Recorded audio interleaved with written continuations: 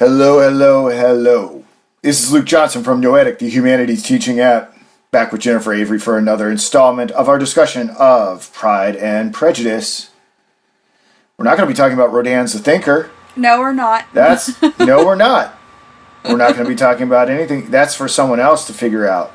But I highly recommend that people look at Rodin's The Thinker and just see if it looks right to you. But moving on, what are we talking about today, Jennifer? Okay, well, we are talking about probably chapters 13 through 16 in volume the second of Pride and Prejudice, and we're here.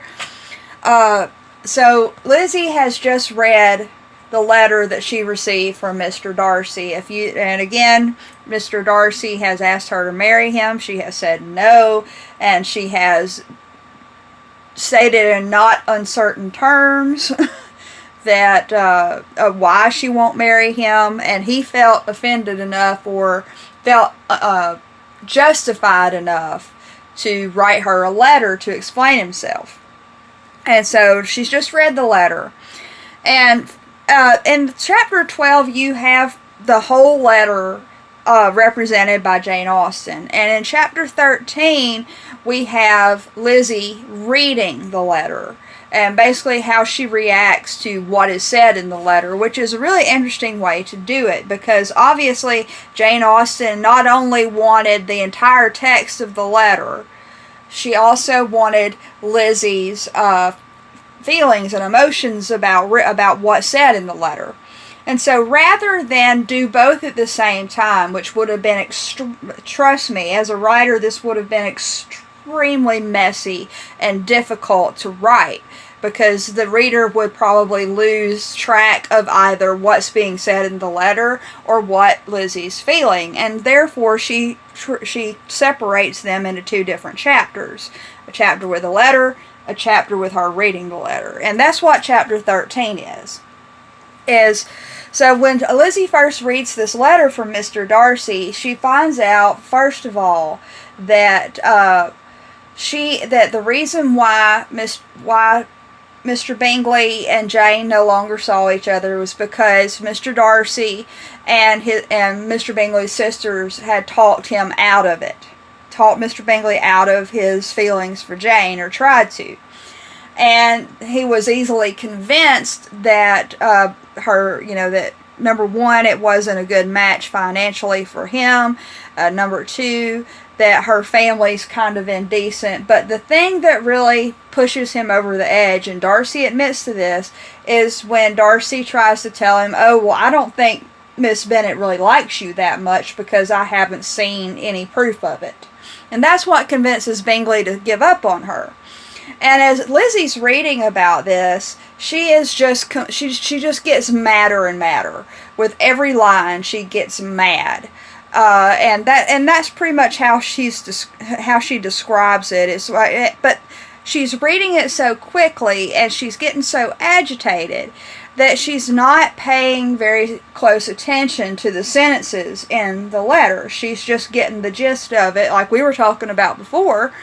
She's just skimming through it and not really processing it. And so she reads through it quickly first, and she's just ill. I mean, she gets madder and madder the more she walks. Do you mind if I'm sorry, go ahead. Do you mind if I just interject here real quick? Because I think people would benefit from the conversation that we were having off camera about the difference between processing and understanding.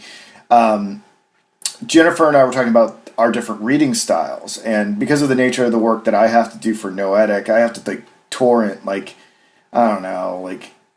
10 or 12 audiobooks a month, and Jennifer's a very slow reader because she's very meticulous and wants to make sure that she grasps the full understanding of the text. And I thought how this was such a wonderful analogy to what's going on with it for anyone who's interested in the developments of artificial intelligence. Right now we have this humanoid robot figure, which may be nothing more than a mechanical Turk. I think discernment is always needed for these things. Named Sophia, that just spoke to the United Nations and got citizenship in Saudi Arabia and whatnot. and is a little bit like a baby who can read all the encyclopedias ever written. But something the insight that Jennifer and I had while we were talking about these situations and how we read books and how I just tear through them and she goes slower, and how this might be analogous to artificial intelligence. It might be the case that artificial intelligence may never really understand any of the information that they regurgitate. And I thought that was a pretty interesting insight that Jennifer came up with. And I just wanted to pause there and give her credit for that. Thank you. Yeah, the way I see it, just to add to that point, as we were talking, there's a great difference between processing information and understanding it. And the very word processor is used to describe how a computer works. It processes information. It doesn't understand it. And it's extremely easy for an artificial intelligence to mimic deep knowledge, because the patterns that humans use to mimic deep knowledge, when they might know a little bit about everything but not much about anything. So in any case, it's because we all use the same patterns when we're trying to when we try to communicate these ideas. But when you get into a deeper conversation about it, then the person about a certain subject or a certain book or what have you, it becomes more and more obvious that the person didn't really process it. And that's what's going on with this AI, I think, is that it knows how to mimic understanding, but it doesn't know how to actually understand. Well, the interesting thing is, I've been watching a lot of see what they'll be doing is they'll set these like bots up in like debate formats, and like very quickly they start going into like philosophical issues. Oh, really? Like, yeah. So people from the audience will ask them like, if they know they're conscious, and then they'll be like, do you know you're conscious? Like, they'll turn it around, or, they'll talk about concepts such as eternity and talk about emotions and things like that. And I think the very interesting question becomes, like, there's definitely some mimicking going on. And I've thought to myself as I've watched some of these conversations, I was like, oh man, like I'm actually, I probably would have a more stimulating conversation with some of these robots than I do with actual people. but I think the question becomes, how could we ever test for the difference between the mimicking of understanding and actual understanding? Yeah, well, the question I would ask an AI like this is like, watch these people. Like take it out somewhere, like to a restaurant or where there's a lot of people around. Sit it down, say, watch this table over here. What do you think's going on? That AI would not be able to tell you. I don't know. They're learning pretty fast. Now, maybe I might be able to read or to process changes in respiration, and maybe that could be a way for them to see what emotions are going on. But I doubt that they could get much beyond that. So I don't know. They got all sorts of facial recognition software and stuff like that. Anyway, it's a topic for another day. Something for people to meditate upon. I've taken us off course. Okay. Why don't we get back on course with what you were talking about? Okay, but anyway, so as I was saying, Lizzie's rereading this whole thing, and she's just getting ill. Like I said, she just skimmed over it, and now she's just getting ill as she keeps walking.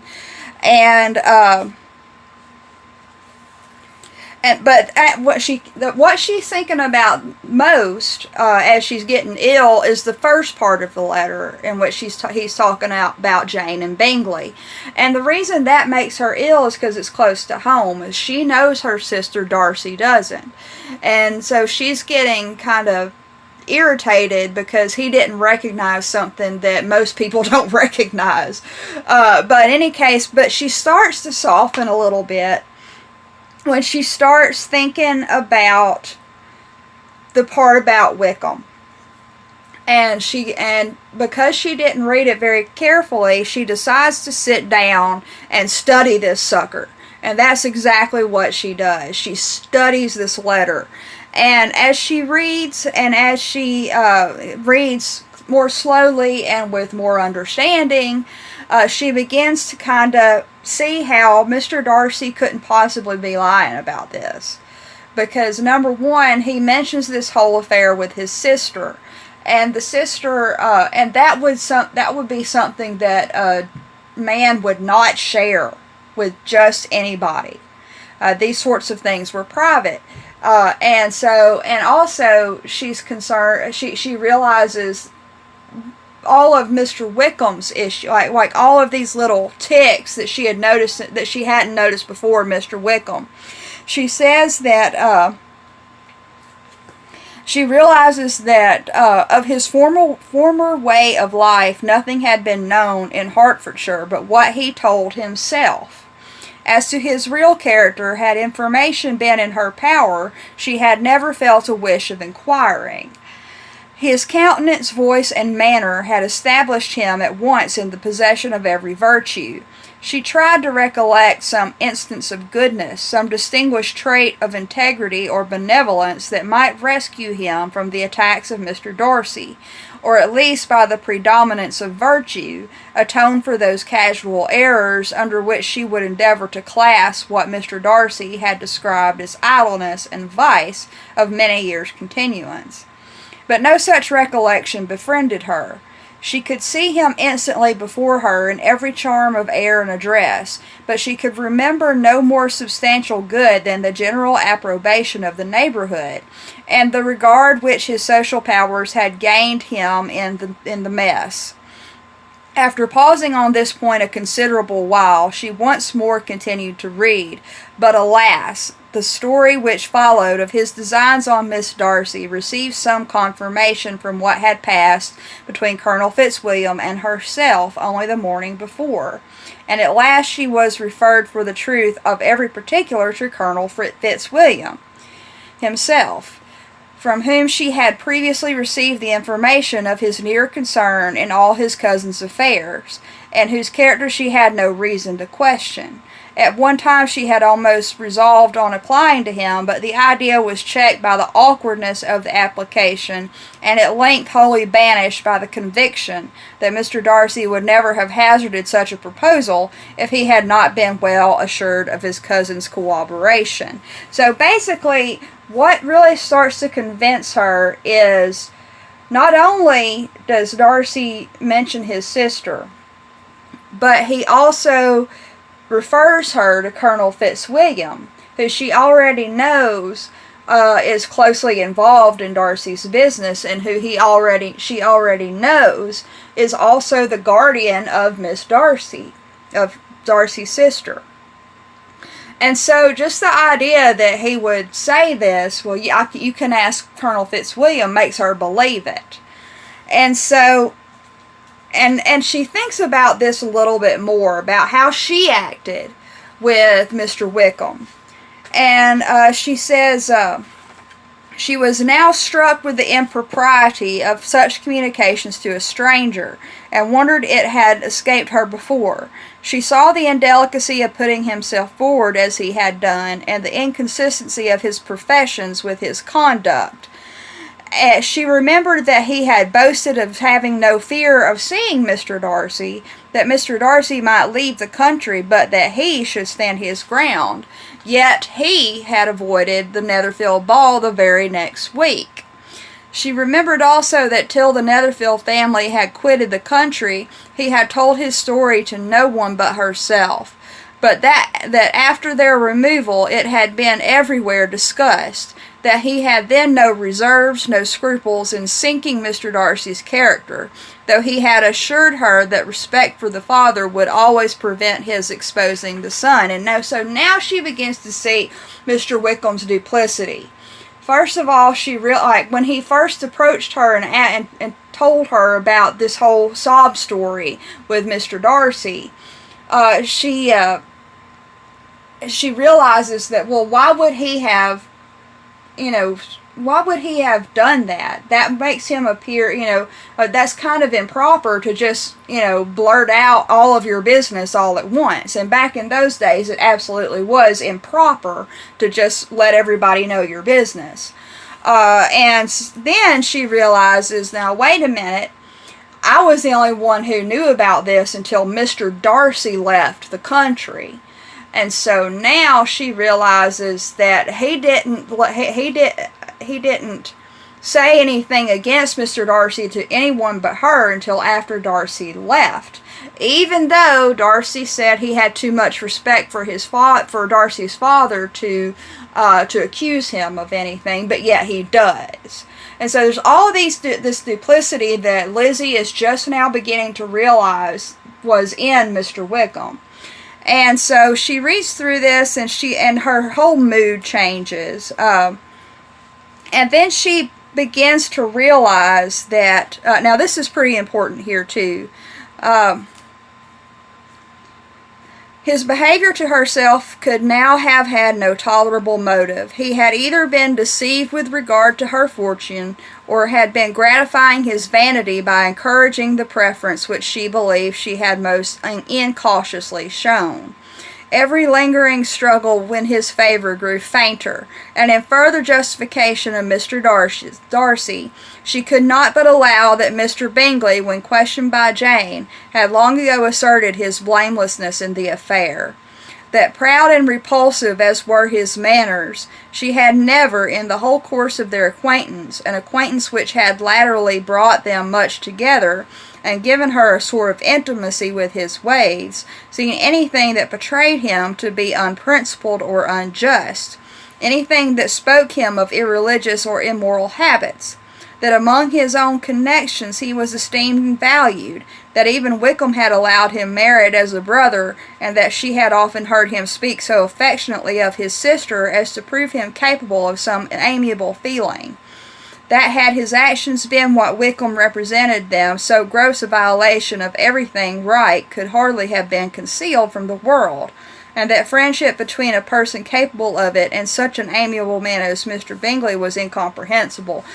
So she begins to realize that Wickham only paid attention to her, probably either because he thought she was worth more money than she was, or just to kind of play with her, which is actually a recurring character trait in a lot of Jane Austen's novels. Is there's always this one guy who's super charming and seems really good, but likes to kind of sport with women. There's what's his name? There's the Henry Crawford in Mansfield Park, and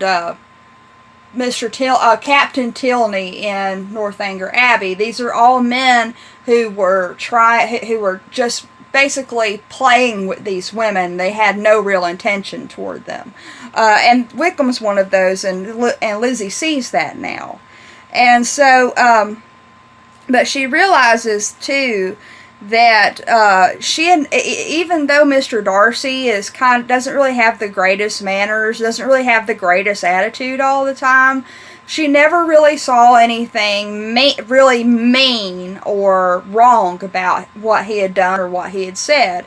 It's just that she realized that she just decided she didn't like him, and that was how it was going to be. And this bit that I'm about to read right now is a very important thing. This is kind of a realization. This is something that is used in literature, in Shakespeare. In Shakespeare, when Macbeth realizes that his ambition has brought him down. It's similar to that, as where she realizes what her fatal flaw is here.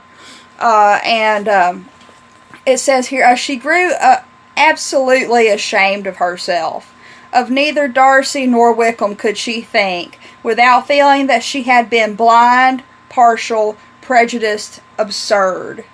How despicably have I acted, she cried, I who have prided myself on my discernment, I who have valued myself on my abilities. who have often disdained the generous candor of my sister and gratified my vanity in useless or blamable distrust.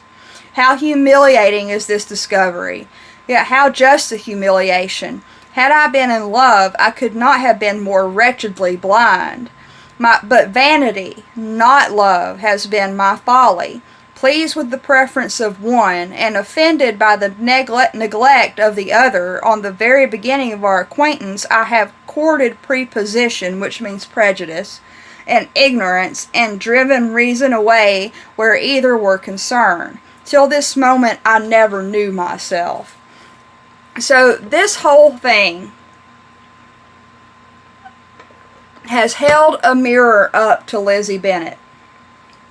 She realizes that the reason why she decided she immediately disliked Mr. Darcy is because Darcy seemed not to like her. And the reason she liked Wickham was because Wickham liked her. And she realizes that her fatal flaw is this vanity, that she likes being flattered, that she likes being admired, but Darcy was always a bit more brusque and honest, whereas Wickham just flattered. Okay, so in any case, now that she's realized this, her whole attitude changes. You could call this a turning point of the novel. This little paragraph right here where Lizzie realizes how badly she's behaved. And so now so she's reread this whole part about Mr. Wickham, and she feels really ashamed of what she thought and how she acted. And now that she's made this realization about herself, she thinks, well, maybe I ought to go back and read what he said about Jane too. And here the exact same thing occurs. She realizes that, yes, it is hard to tell what Jane thinks. Yes, Jane is very reserved, and she didn't really act like she was in love with Mr. Bingley. Oh yeah, and also my family is awful. My family my mother and my sisters are idiots, and my dad is kind of a jerk. And as she begins to see things in this third person, from another person's point of view, she begins to understand exactly why Jane and Bingley did not end up together. And the blame does not lie with Mr. Darcy. The blame lies with her own family. And this just devastates poor Lizzie. She just, she understands what Mr. Darcy says now. And so she doesn't really, and so she's just kind of, again, it's like she's seen herself in the mirror and she never has before. And that's messed with her. And so after she's figured all of this out, she's read the letter several times now, and it's pretty much decided what she thinks about the whole thing. She decides to walk around a little bit, but then she goes back home where she's staying with Charlotte. And when she gets back, they tell her that both Mr. Darcy and Colonel Fitzwilliam had waited for her to come back, but they had both left. And the way that this chapter ends is Colonel Fitzwilliam had waited an extra half hour for Lizzie after Mr. Darcy left, so that means that he really wanted to see her and talk to her. And she says Elizabeth could but just affect concern in missing him. She really rejoiced at it.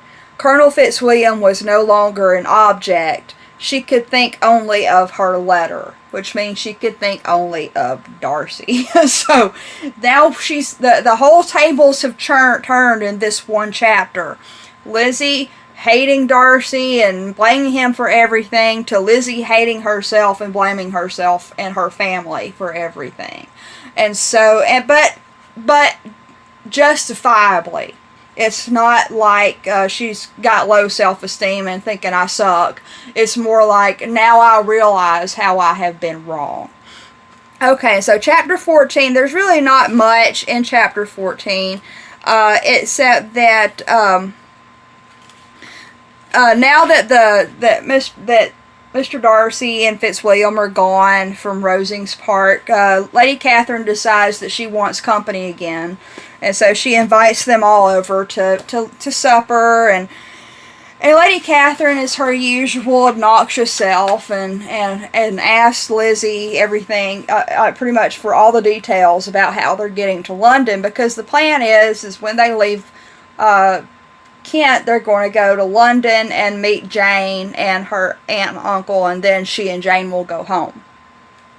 But in any case, again, Lady Catherine just trying to basically trying to order them around about how to leave the province, and throughout this whole thing, she said, here's this little bit right here, I think it's pretty funny. Lady Catherine had many other questions to ask respecting their journey, and as she did not answer them all herself, attention was necessary, which Elizabeth believed to be lucky for her, or with a mind with a mind so occupied she might have forgotten where she was. Reflection must be reserved for solitary hours. Whenever she was alone, she gave way to it as the greatest relief, and not a day went by without a solitary walk in which she might indulge in all the delight of unpleasant recollections. Mr. Darcy's letter she was in a fair way of soon knowing by heart. She studied every sentence, and her feelings towards its writer were at times widely different. When she remembered the style of his address, she was still full of indignation. But when she considered how unjustly she had condemned and upbraided him, her anger was turned against herself, and his disappointed feelings became the object of compassion. So she is so over being angry at Darcy now. Like she still feels a little bit angry. But then when she thinks about why she's angry at him and what he has said in the letter and what that reveals about his character and what it reveals about her character, she begins to get mad at herself, and she actually begins to feel bad about saying no to him when he asked her to marry him. But at the same time, she knows that she'll never say yes, and that's what she continues to say to herself. Alright. Okay, his compassion, his attachment excited gratitude, his general character respect, but she could not approve him, nor could she for a moment repent her refusal, or feel the slightest inclination ever to see him again. In her own past behavior there was a constant source of vexation and regret, and in the unhappy defects of her family a subject of yet heavier chagrin. They were hopeless of remedy.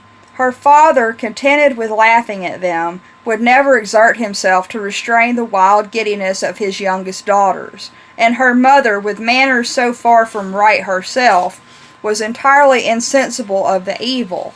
Elizabeth had frequently united with Jane in an endeavour to check the imprudence of Catherine and Lydia, but while they were supported by their mother's indulgence, what chance could there be of improvement? Catherine, weak-spirited, irritable, and completely under Lydia's guidance, had been always affronted by their advice. And Lydia, self-willed and careless, would scarcely give them a hearing. They were ignorant, idle, and vain. While there was an officer in Meryton, they would flirt with him, and while Meryton was within a walk of Longbourn, they would be going there forever. So, again, all of this letter has made her really begin to see everything in a different way. And this realization that she has been wrong in her judgment has the same effect. And so now she begins to look at her family in this different light. And she said, again, like I said before, she's like, yes, my sisters are empty-headed, vain idiots. And my dad just laughs at them and doesn't do anything to fix their behavior. And my mom indulges these two girls who can be such a problem so much that there's nothing that anybody can do at this point. They're always going to be flirty and going after officers. And so Lizzie just gets more and more depressed about this because she's keeping in mind that these things about her family were one of the main reasons Darcy kept Bingley away from Jane. And again, she begins to see all of this as the family's fault. And also Jane's herself, because Jane is not, very open about her feelings, when she probably should be a little bit more. Okay, so so basically after all of this, it just kind of really quickly goes through the last week of their visit at Rosings, and they go and see Lady Catherine a few times, and she tells everybody what to do, and pretty much that's pretty much the rest of the chapter there. And all chapter 15 is kind of a bridge between Lizzie's being at Rosings or in Kent with Charlotte and going to London. And Mr. Collins, as Lizzie leaves, when Lizzie's about to leave, Mr. Collins does his usual overbearing, "It's awesome that you were here," and "Can't you see how lucky Charlotte is?" and "I'm so happy with Charlotte," and "Maybe I shouldn't say anything because you could have had all this too."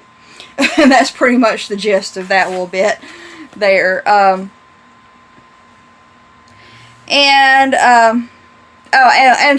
Lizzie has one more little thought about Charlotte. The last thing that Mr. Collins says to her,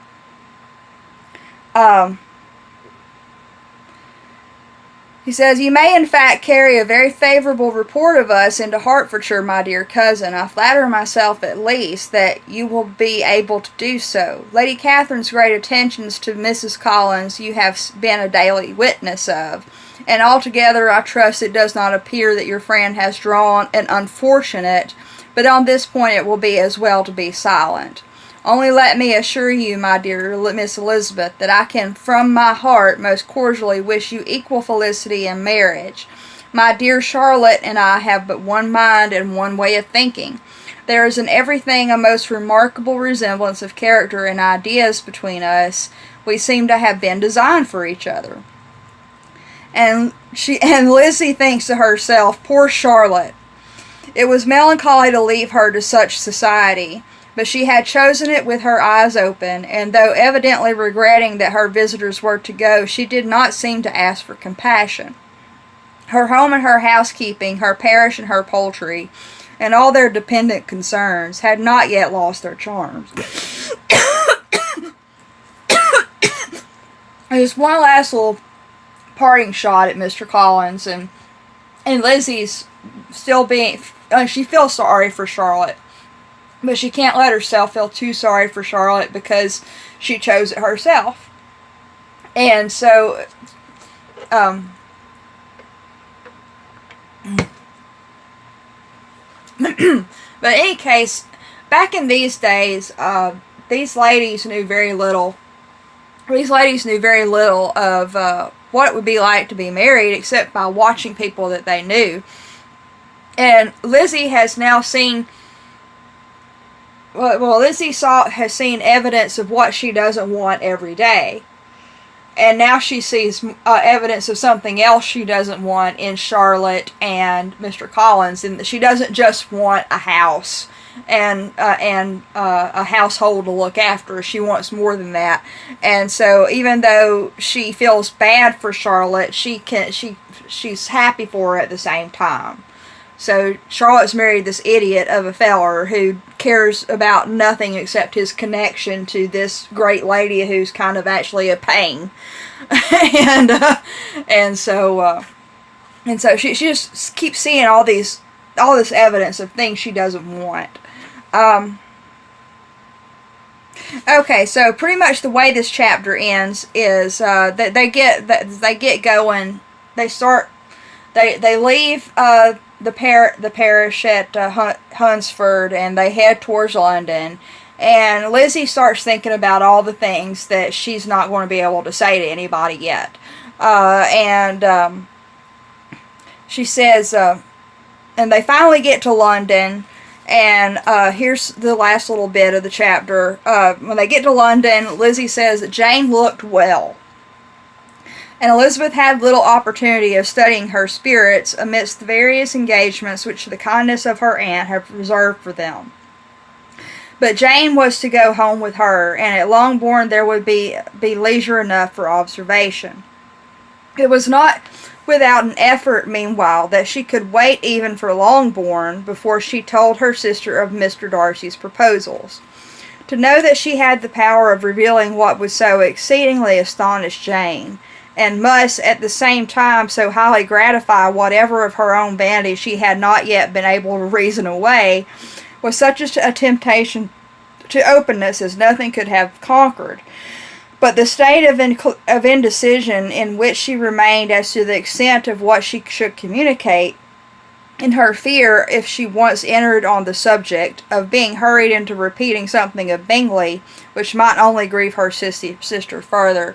So while they're in London, she doesn't really have a lot of time to tell Jane about everything that's happened, or to tell her about anything that she's heard.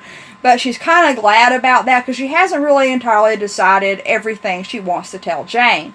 Like, she knows that she wants to tell Jane that Mr. Darcy proposed to her. And here we see that even though Lizzie has had this great moment of realization that a lot of what she has done has been for her own vanity, she's still vain enough to want to tell somebody that this great man wanted to marry her. And there's nothing, and everybody has at least that much vanity in them. And so Lizzie's kind of learning how to balance this out. This inclination that she still has to vanity versus how it has betrayed her in the past as far as her feelings and what she thinks about people. She's still got it.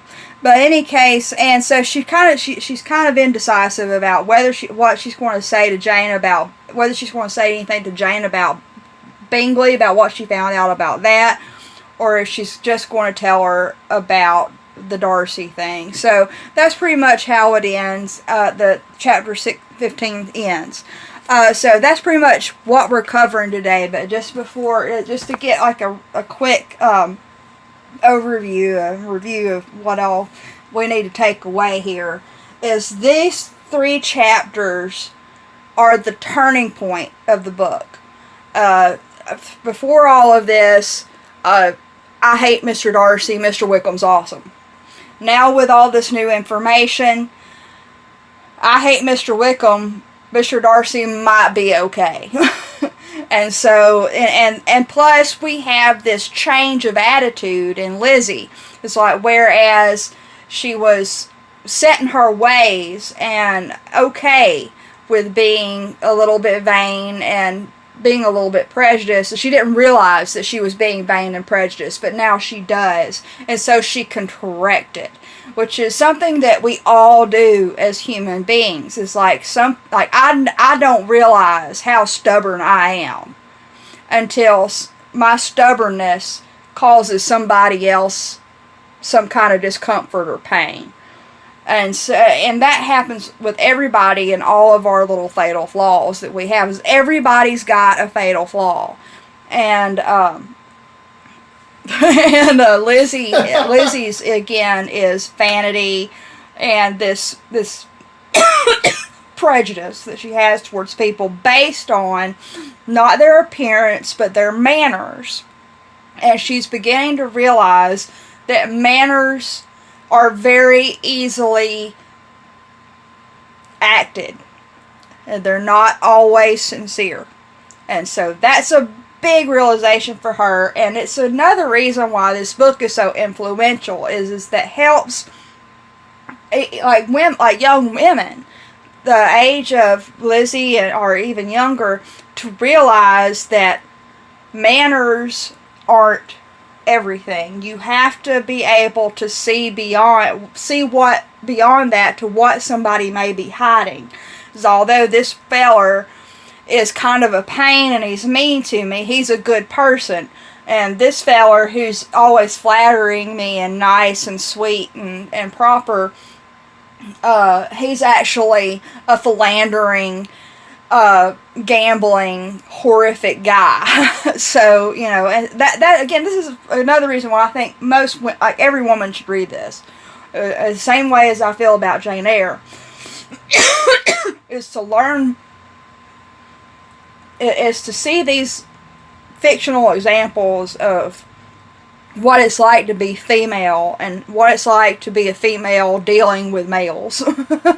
And so anyway, so that's pretty much the end of the lesson. So there you have it.